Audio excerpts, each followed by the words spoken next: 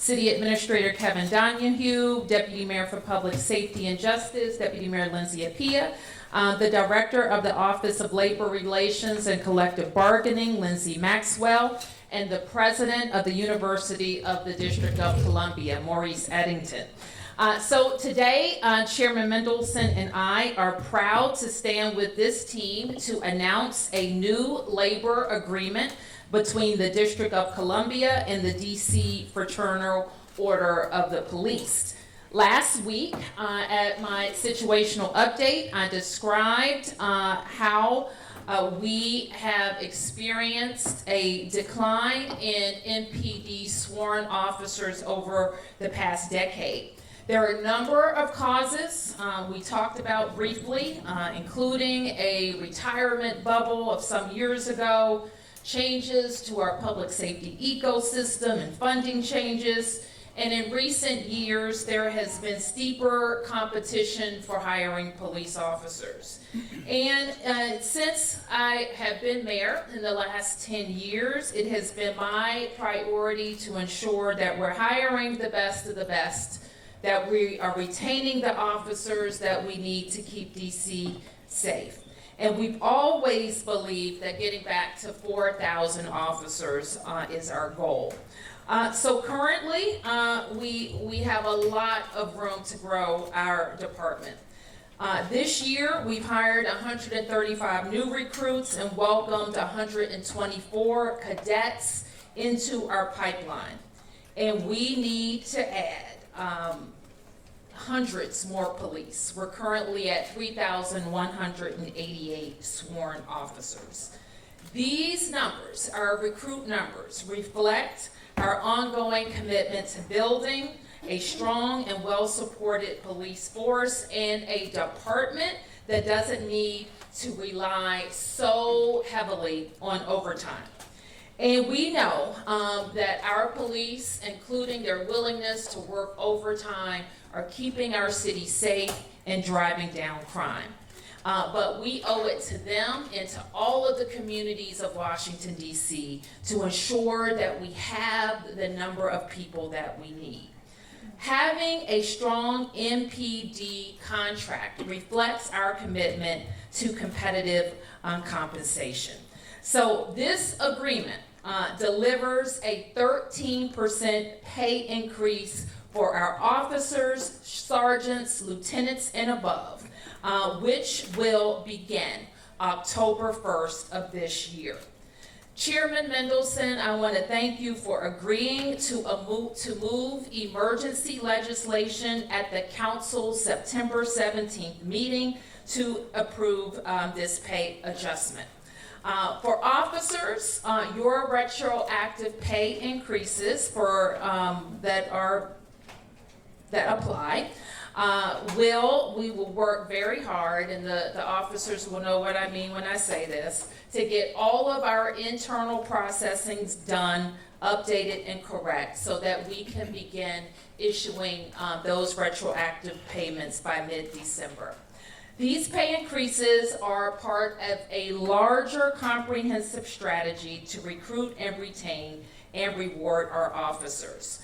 We will also be moving to significantly expand our take-home vehicle access program for officers who are DC residents. We currently have 160 take-home cars, and we want to expand that program by 100 cars. We are also strengthening our partnership with UDC to help our officers and their academy time count as a university credit. And I want to thank President Eddington, and I especially want to acknowledge and thank Chief Smith, who has worked with Councilmember Brooke Pinto, who included this provision in her Peace DC legislation that passed the council earlier this year. And we look forward to working with President Eddington and the UDC board to finalize this program. Today, I will also be issuing a statement of administrative policy related to another bill that's currently at the council that relates to what is called a drop program for police officers and firefighters. And this is another retention tool to keep our police officers and firefighters on the force beyond their retirement age. We will be asking the council to include other provisions to drop that's currently at the council, including removing the mandatory retirement age and expanding the senior police officer program to include lieutenants. We're going to keep listening to our officers, working with the council. We know that with all of the things that I just announced, that partnership with the council is incredibly important. We're going to make sure that Washington, D.C. is the best big city to be a police officer. And this is work that we're committed to doing together. So I want to end by saying thank you to the men and women of the Metropolitan Police Department and to you, Chief, for your leadership. They have a challenging job in normal circumstances. They've had an even more challenging job in the last weeks. They played an important role in driving down crime, not just over the last 2 weeks, but especially over the last 2 years. And we are so grateful for their work. So with that, I want to turn to Chairman Mendelson, and then we'll hear from Chief Smith, Dr. Eddington, and we'll be able to answer a few questions. Thank you, Mr. Chairman. Thank you, Madam Mayor. Good morning. So I want to echo everything that the mayor has just said about what our policy goals are here and what we are trying to accomplish with regard to public safety. I think the main message here is that the government of the District of Columbia cares deeply about public safety. We want to improve public safety, and we're looking for different strategies that will help with regard to improving public safety in the District of Columbia. I want to say that the challenge of the number of officers that we have in our force is not unique to the district. We see that with every police department in this region, and we see it with police departments across the country. And there are many different police departments in this region, as you know, and they're all struggling with recruitment. So we're looking for tools that will improve our hiring ability. The current recruit class, as I understand it, is slightly higher, a little bit higher than what it has been traditionally for the last several years. That's a good thing. That's a trend that we want to see grow. So we're looking for different incentives. This contract is important, and I just want to confirm what the mayor has said, which is that I will be presenting this contract to the council when we come back on September 17th, which I think is 2 weeks from now. I expect that the council will approve the contract.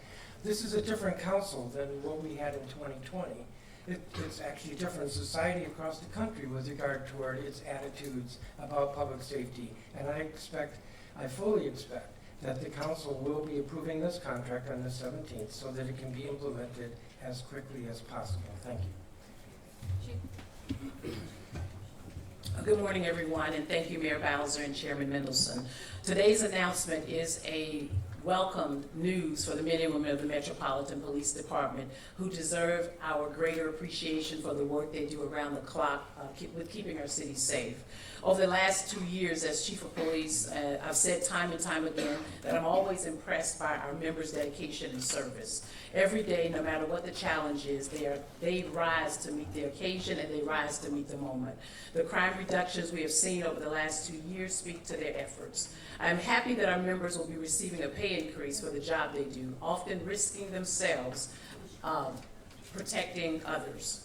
While this collective bargaining contract agreement is welcome news, we can also help our members by increasing the size of our workforce. We currently have 3,188 sworn members, and we know that we need at least 500 additional officers to meet our current staffing needs. We also know the market is highly competitive. The need to recruit officers is a challenge that agencies across the country are facing, and we continue to take the steps necessary to grow our department. I'd like to thank President Eddington as we are in discussions with the University of the District of Columbia to help support prospective officers, offering sort of a reduced requirement in college credit hours to applicants, but still ensuring that they have the credit hours necessary to become police officers. There is a reason why college credit hours are required. However, we are not eliminating that requirement, but we are offering additional incentives to achieve that.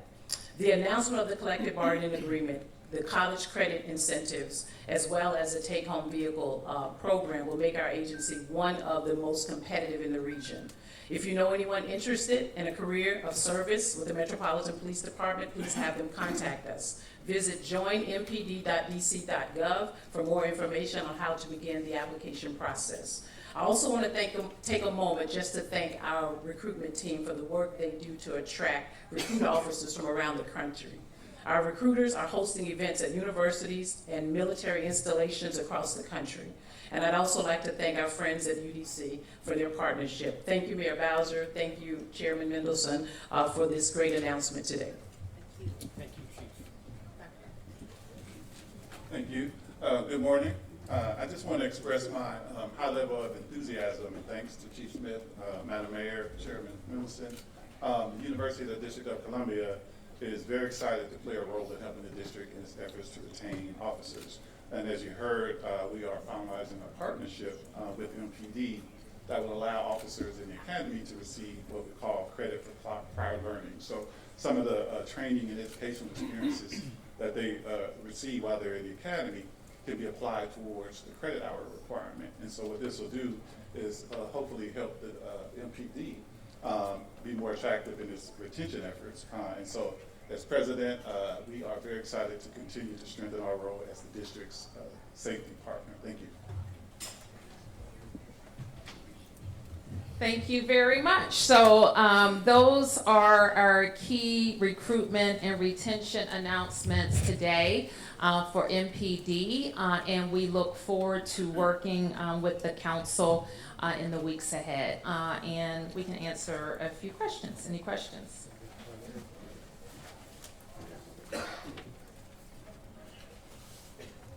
Yes. On the 13%, is that phased in? On the 13th? The 13%, is that phased in over 3 years as it was laid out in the arbiter's ruling? Well, it covers fiscal years 24, 25, and 26. So when you add those together, it starts on October 1, all of them. So it's a 13% raise on October 1. And when I say October 1, that means everything in all our systems, IT systems, personnel systems, financial systems, working exactly right, so we can begin on October 1st. And then are there any changes as a result of this in the disciplinary process that the union have been asking for? This affects the CBA only. Any other questions? Yes. I'd like to ask the chairman of the council, you just said a moment ago that this is a different council than we had in 2020.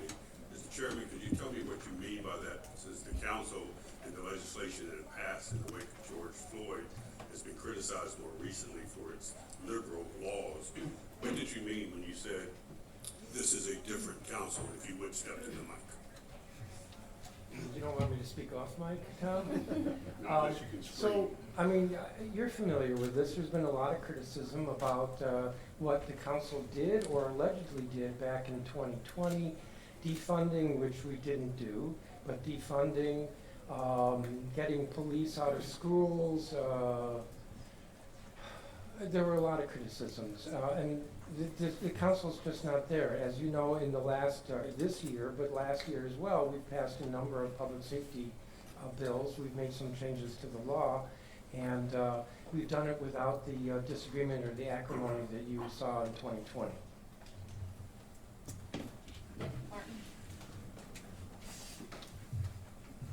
Chairman Robinson, go back to the mic, sorry.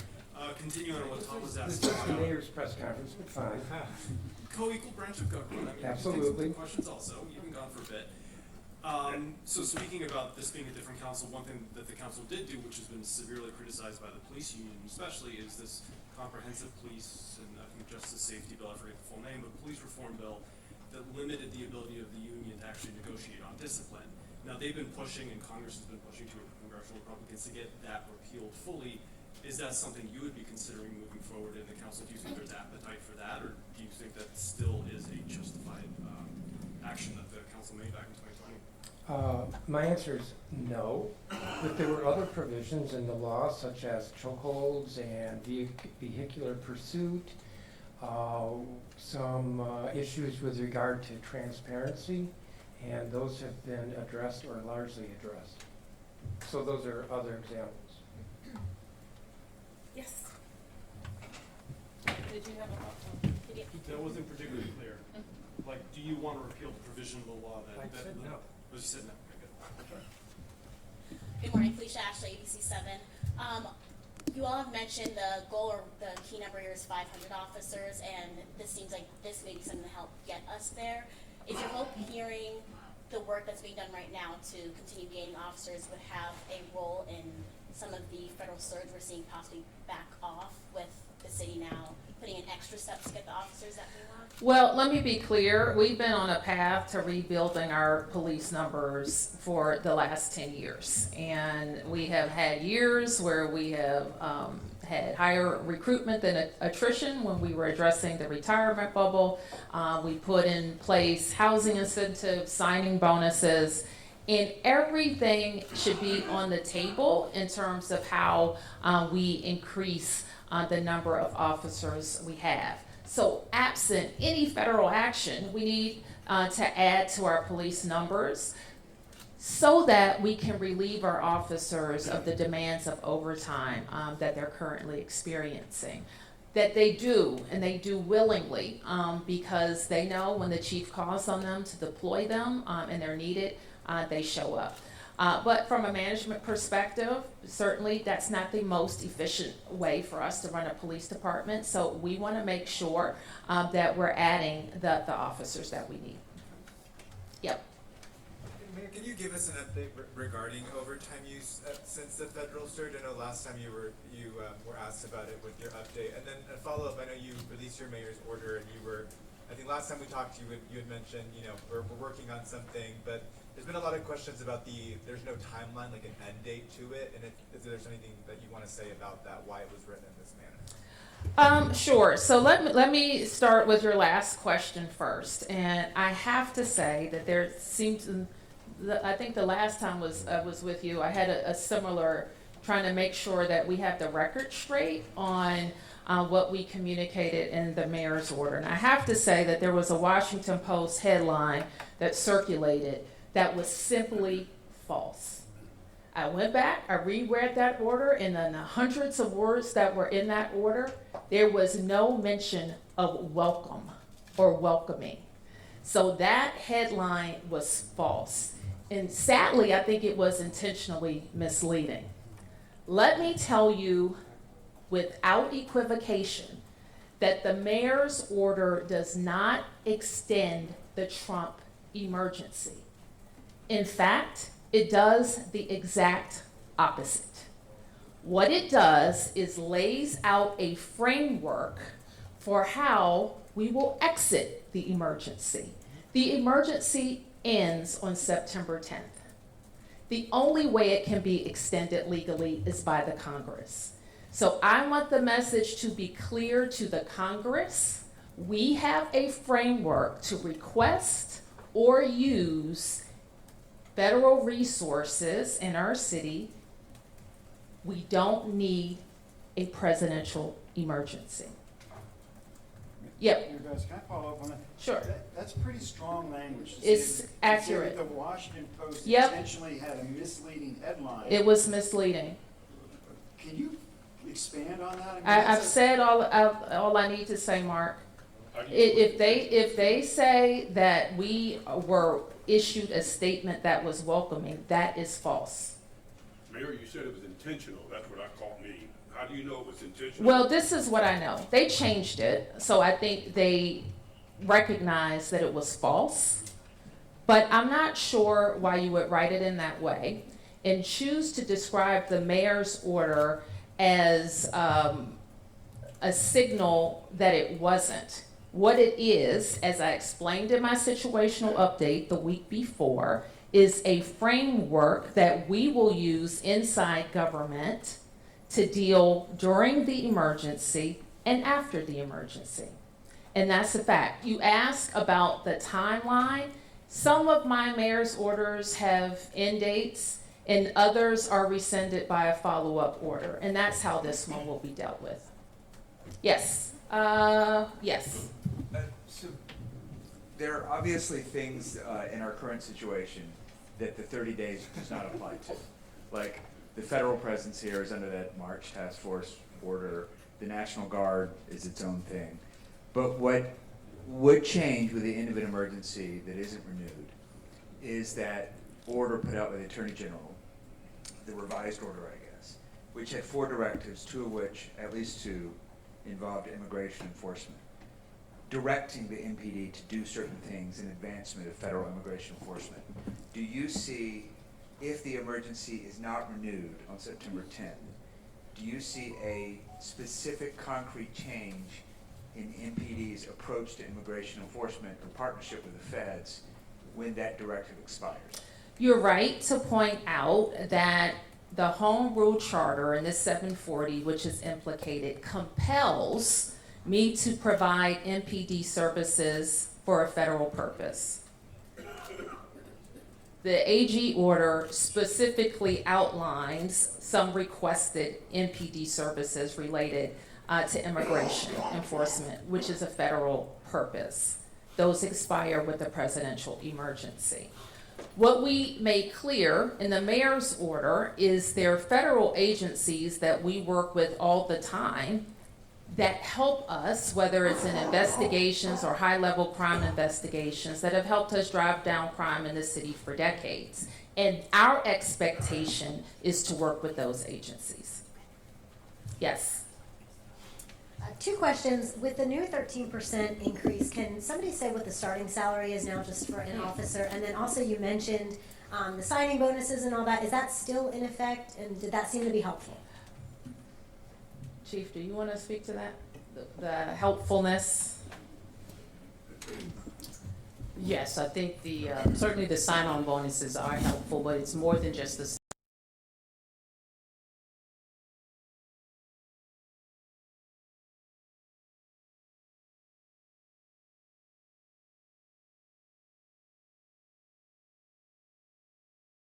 University of District of Columbia. They earn their 60 college credit hours or an associate's degree, and then they join our recruit training academy. And so that has certainly been helpful. We have also kind of expanded, if you will, our reach with our recruitment team that I stood up in 2024 to ensure that we are also going outside of the District of Columbia and also building a partnership with our military installations in order to ensure that we're recruiting additional officers for the MPD.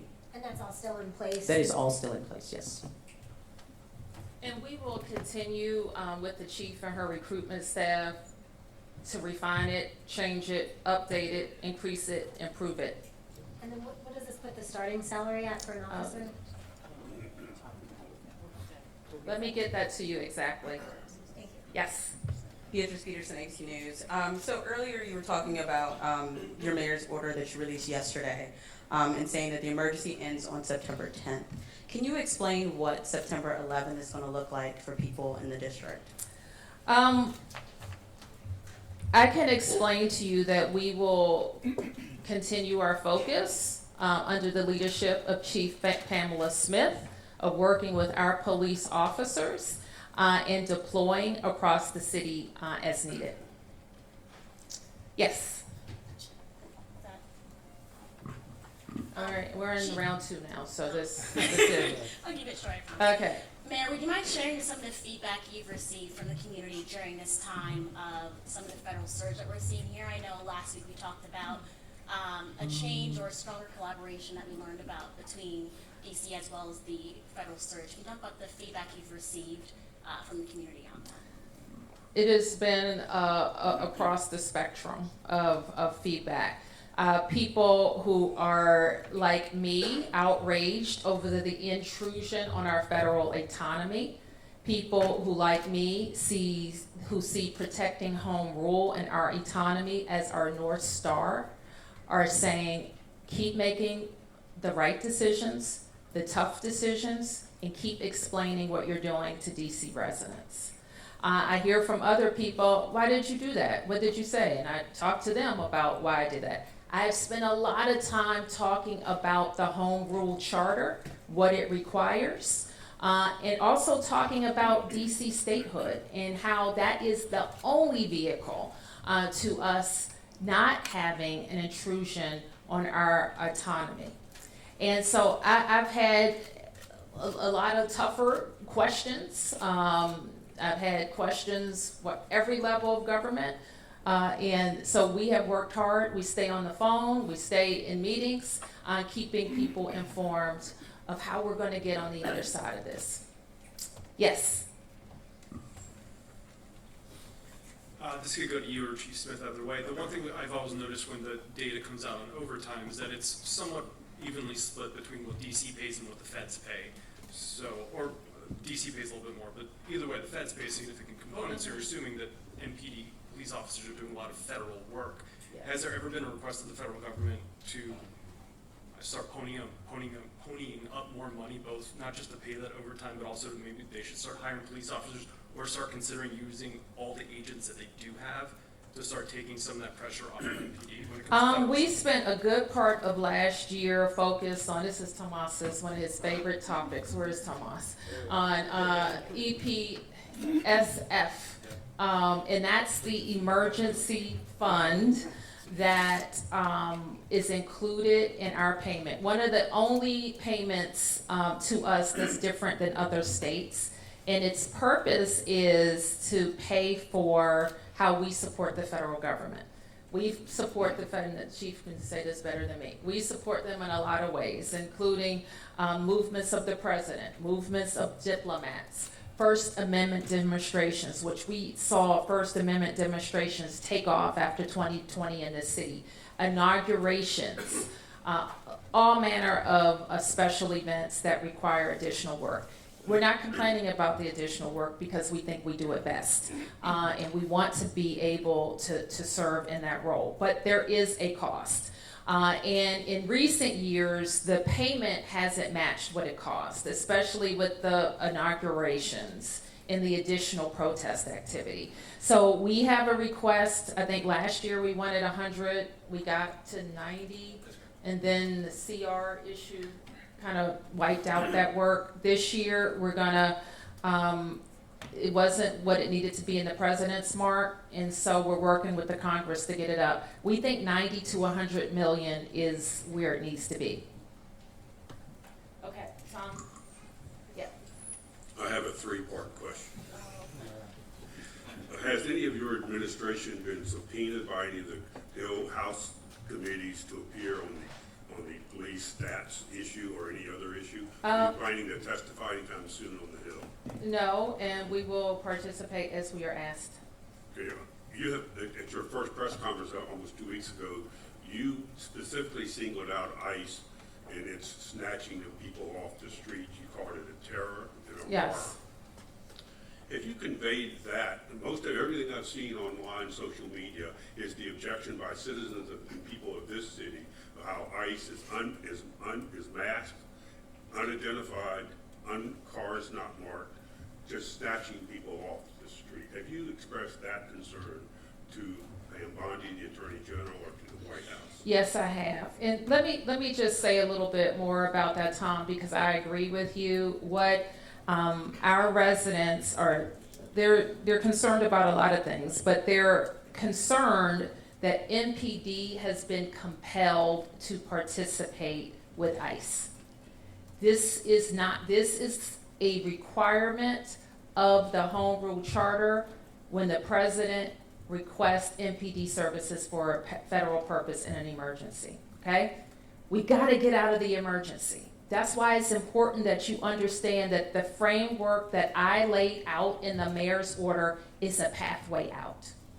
And we have to be very clear to members of Congress that this is how we will be able to request or receive additional resources, management to the, to the most strategic benefit for DC residents in public safety. And the other thing that is our primary concern is violent crime. How do we get guns? How do we keep people from using guns? How will we continue to drive down carjacking, use of guns, homicide in the city? We've been driving it down for 2 years. That accelerated, and we want it to keep accelerating. So how do we do that? So our deployment and our resources have to be used on violent criminals. And I can't say that the ICE activity is getting violent criminals for the most part. And if I could finish my final question, you and the chairman started this news conference by talking about the labor agreement with the Metropolitan Police Department. You invited the chairman of the DC Police Union, Mr. I think it's Sergeant, or I'm not sure, Detective Pemberton.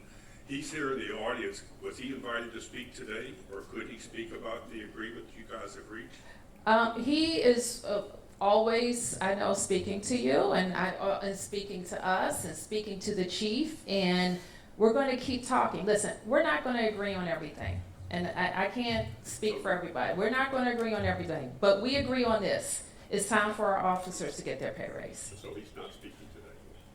You see the invited speakers. Okay? Don't be difficult or rude.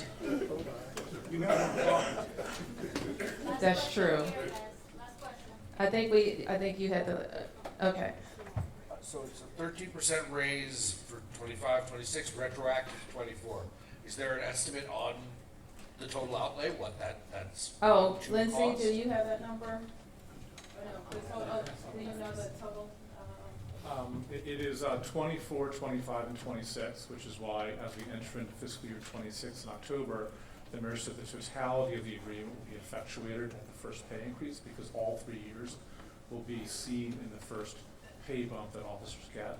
The total outlay is something that we don't know the precise number until we actually run the payroll, because when you run the payroll, your assumptions get much more refined. Our estimates estimate the total cost of it, excluding any retirement implications, at between $200 and $220 million. Oh, I had one more detail. Yeah. Okay, sorry. In DC, we are unique, so when we pay for anything, we have to show how I paid for it over 5 years. So when I gave you that number, that is not just the cost of what will be seen in the pay increases, it's the cost of carrying those pay increases forward over our entire financial plan. So it's a 4-year total. So it's not the total amount for the first paycheck that folks get is not that. That's the 4-year total for our whole financial plan. And we put in the budget the ability to pay for the entire financial plan's worth of pay increases for MPD. Now, as context, we have 13 unions that we negotiate CBAs with. 13. Our 2 most expensive are police and teachers. We also have major unions that are with some of our just outstanding civil servants. There's also waiting for negotiations and compensation. Fire, teacher aides, principals.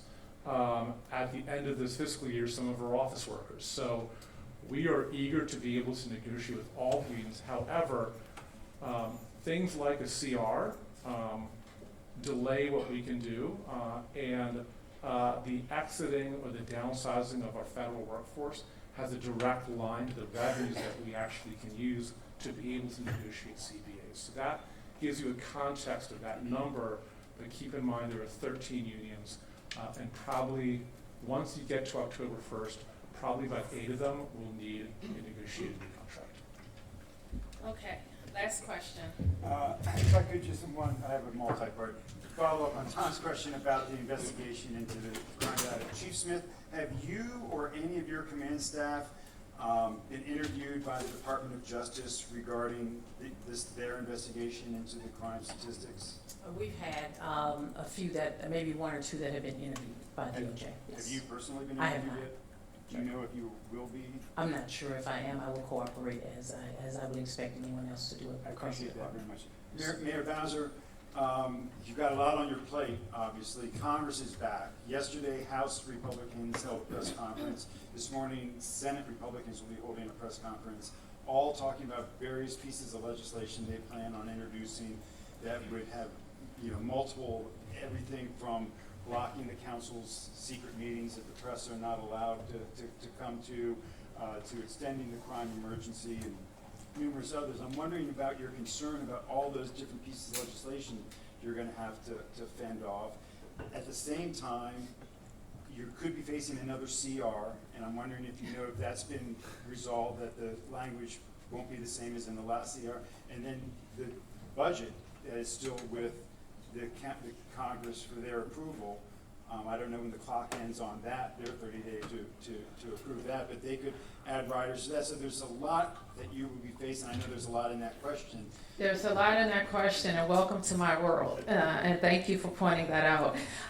It is a complex, but it's a complex world to navigate, and I'm just really proud of my team, and I'm grateful to DC residents for their questions, their comments, their concerns, even the tough ones, for recognizing that we have a lot to navigate. It's important that we keep our eye on the prize, that we maintain our home rule and autonomy, that we deliver high quality services, that we balance our budgets, that we remain a city where people want to live, work, and grow their families.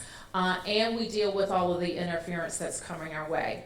What should remain clear to our residents and become clear to those who are watching us around the nation is that we're different. Sometimes that's good. There's only one DC. But we're different because we don't have senators, we don't have members of Congress voting for us or protecting us, and we're not truly autonomous. And I share it with somebody that people don't know that always about us because we move around the world in a big way. We have a big footprint. We get a lot of important things done. And so people don't realize our vulnerability because we have excelled despite it. And it is a reminder to everyone that to make our democracy more perfect, the citizens of Washington, D.C. have to be fully represented. Thank you, everybody. Thank you, Mary, everyone. Thank you.